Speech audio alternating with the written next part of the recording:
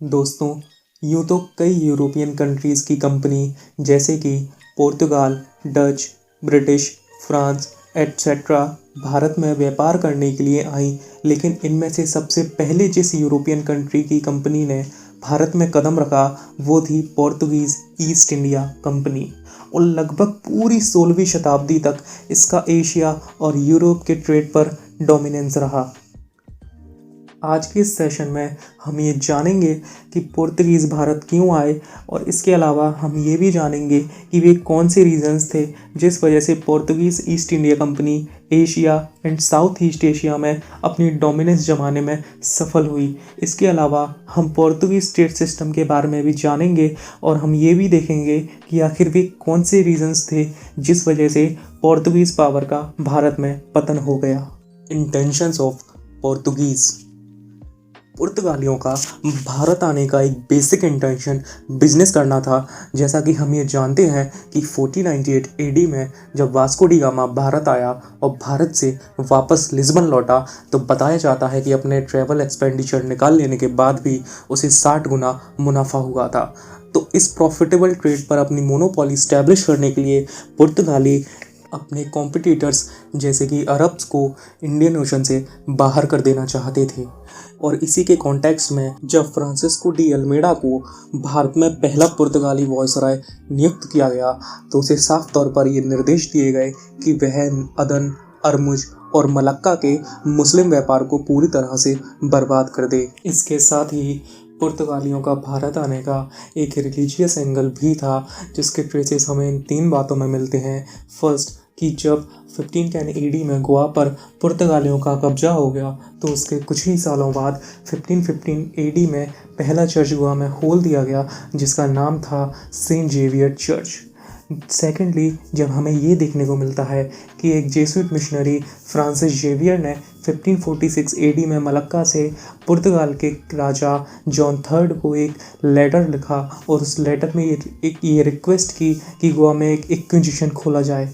Guys, inquisition के अंतर्गत पुर्तगाली के क्षेत्र में आने वाले सभी हिंदू मंदिरों को तोड़ दिया जाता था, हिंदू त्योहारों पर रोक लगा दी जाती थी, और इसी के साथ हिंदू मंदिरों की संपत्ति को चर्च को दान कर दिया जाता था। और थर्डली, जब हम ये देखते हैं कि इसी इंक्विजिशन की रिक्वेस्ट को फॉलो करते हुए 5060 एडी में पहला ईसाई धर्म न्यायालय गोवा में खोल दिया गया, तो यहाँ हमें ये साफ देखने को मिलता है कि पुर्तगाली भारत में सिर्फ न केवल बिजनेस करना चाहते थे, बल्कि इंडियन सब कॉन्टिनेंट और साथ ही साथ साउथ ईस्ट एशिया में क्रिश्चियनिटी को एक लार्जर स्केल पर फैलाना भी चाहते थे। Elements which helped Portuguese to establish their power in Indian subcontinent and Southeast Asia। दोस्तों, जिस समय पुर्तगाल ने भारत में एंटर किया, उस समय ने भी पुर्तगाल को ईस्टर्न ट्रेड को हासिल करने के लिए और भारत में अपनी सत्ता जमाने में मदद की। जैसे कि उस समय अगर हम गुजरात को छोड़ दें, जहां शक्तिशाली महमूद बेगड़ा का शासन था, तो उसके अलावा पूरा नॉर्थ और साउथ इंडिया कई छोटी छोटी रीजनल पावर्स में बढ़ चुका था। दक्कन का बहमनी एम्पायर भी कई छोटी छोटी पावर्स के बीच डिवाइड हो चुका था। हालांकि नॉर्थ में मुगल्स का डायरेक्ट कंट्रोल होने के कारण मुगल्स ने अपनी पकड़ नॉर्थ पर अच्छी खासी बना रखी थी, लेकिन अगर वहीं दूर दक्षिण की बात करें तो वहाँ मुगल्स का ना के बराबर डोमिनेंस था। और इसके अलावा कोई भी ऐसी पावर नहीं थी जिसके पास एक पावरफुल नेवी हो, और ना ही किसी ने अपनी नेवल पावर को बढ़ाने की कोशिश की। इसी का फ़ायदा उठाकर पुर्तगाली मुगलों की जहाज रानी के लिए ख़तरा पैदा करके मुगल सम्राटों से भी कई मल्टीपल ट्रेड डिस्काउंट्स लेने में सक्सेसफुल हुए। Establishment of Portuguese power.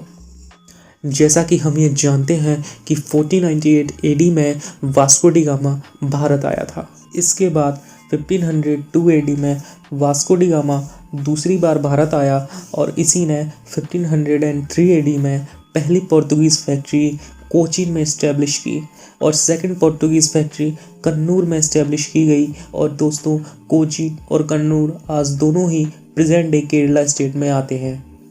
Expansion of Portuguese power.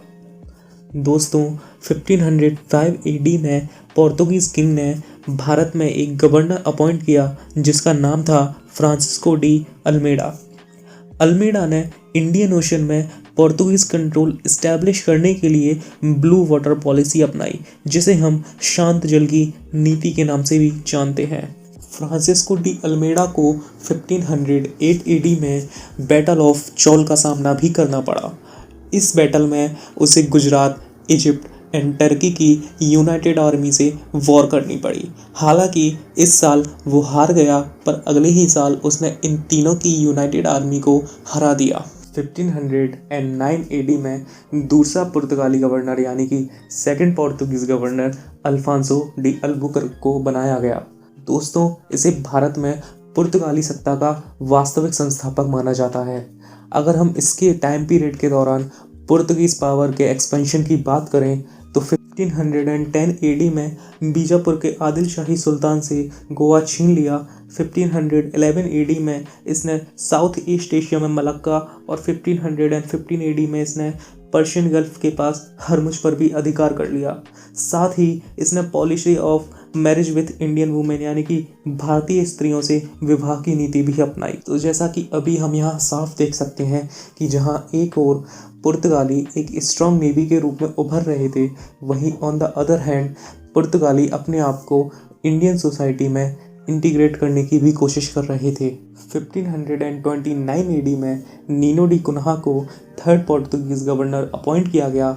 इसी के टाइम पीरियड के दौरान 1530 एडी में पोर्तुगीज हेडक्वार्टर को कोचीन से गोवा लाया गया। दोस्तों, लगभग इसी समय के दौरान हुमायूं ने गुजरात पर आक्रमण किया और गुजरात के शासक बहादुर शाह ने हुमायूं से बचने के लिए नीनो डी कुन्हा से संपर्क किया और इसी मदद के बदले नीनो डी कुन्हा ने 1532 एडी में दीव और 1534 एडी में सालचेट और बेसिन गुजरात के सुल्तान बहादुर शाह से अपने अधिकार में ले लिए। और लगभग इसी समय 1536 एडी में बंगाल के शासक महमूद शाह ने भी पुर्तगालियों को चटगांव और सतगांव में भी फैक्ट्री खोलने की परमिशन दे दी। तो इस तरह हम यहाँ ये देख सकते हैं कि मिड 16th सेंचुरी तक पुर्तगाली एक स्ट्रॉन्ग नेवल पावर बन गए थे और पोर्तुगीज मैरीटाइम एम्पायर को एस्टादो द इंडिया के नाम से जाना जाता था। Portuguese trade system in India and south east Asia. अब आप इस मैप को ज़रा गौर से देखिए और मैं कोशिश करूँगा कि आसानी से आपको पोर्तुगीज ट्रेड सिस्टम का तरीका समझा सकूँ। तो यहाँ जैसा कि आप ये देख सकते हैं कि पुर्तगालियों ने ईस्टर्न कोस्ट के साथ डायरेक्ट कनेक्टिविटी इस्टेब्लिश करने की कोशिश की। पुर्तगाली कोरोमंडल कोस्ट पर सिचुएटेड मसूलीपट्टनम और पुलिकट से क्लॉथ्स एंड स्पाइसेस कलेक्ट किया करते थे। इसके अलावा वे कोरोमंडल कोस्ट पर लोकेटेड नागापट्टनम पोर्ट से साउथ ईस्ट एशिया में लोकेटेड मलक्का और मनीला एटसेट्रा से ट्रेड भी किया करते थे। मालाबार और कोंकण तट से सबसे ज़्यादा काली मिर्च का एक्सपोर्ट किया जाता था। इसके अलावा चंदन, हल्दी, नील एटसेट्रा का भी एक्सपोर्ट किया जाता था। पुर्तगाली नॉर्थ वेस्ट इंडिया से अलग अलग प्रकार के कपड़े जैसे कि टाफ्ता, चिन्स, इसके अलावा बंगाल से कुछ औषधियाँ जैसे कि जटामासी, साथ में साउथ ईस्ट एशिया से लाख, लौंग, कस्तूरी एटसेट्रा इकट्ठा किया करते थे।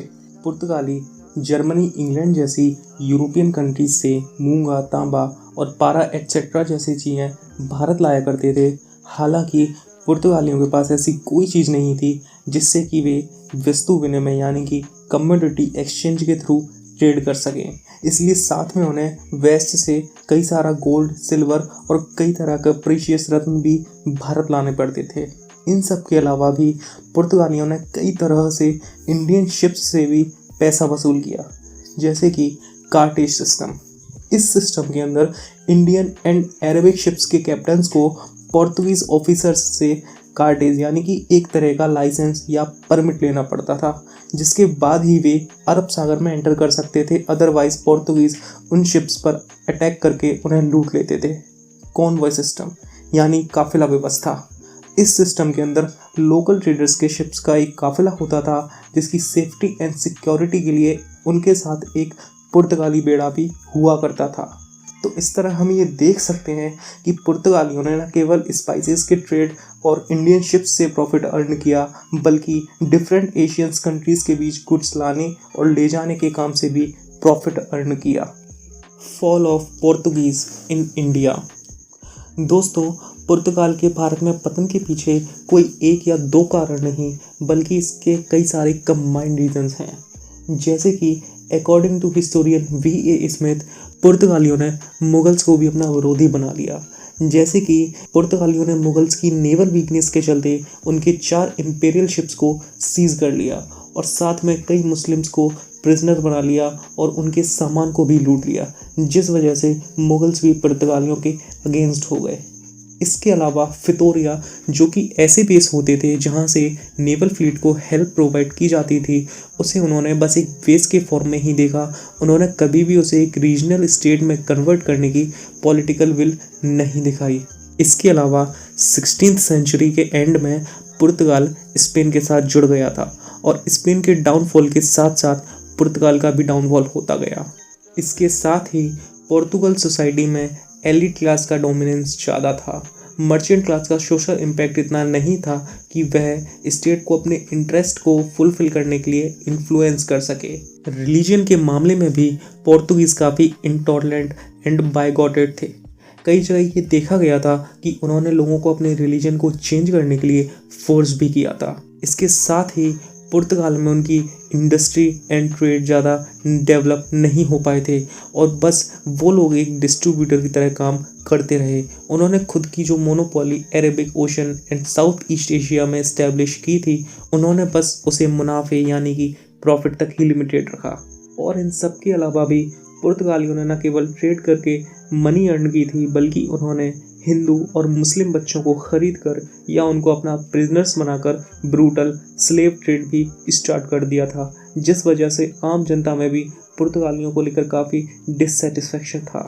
कंक्लूजन, तो जैसा कि हम अपने डिस्कशन के बाद ये देख सकते हैं कि पुर्तगालियों ने शुरुआती दौर में अपना एक्सपेंशन काफ़ी तेज़ी, चतुराई और काफ़ी एम्बिशंस के साथ किया, पर आगे जाकर because of their childish antics and lack of good leadership के चलते उन्होंने मुगल्स को अपना विरोधी बना लिया और साथ ही साथ आने वाली यूरोपियन कंट्रीज़ के सामने भी वे लोग नहीं टिक पाए और उनका पतन हो गया। Some extra facts about Portuguese. दोस्तों, पुर्तगालियों के आने के बाद ही भारत में गॉथिक आर्किटेक्चर की शुरुआत हुई। 1598 में बनाए गए सेंट थॉमस चर्च में इस आर्किटेक्चर का नमूना देखा जा सकता है। इसके अलावा भारत को तंबाकू की खेती से इंट्रोड्यूस कराने वाले भी पुर्तगाली ही थे।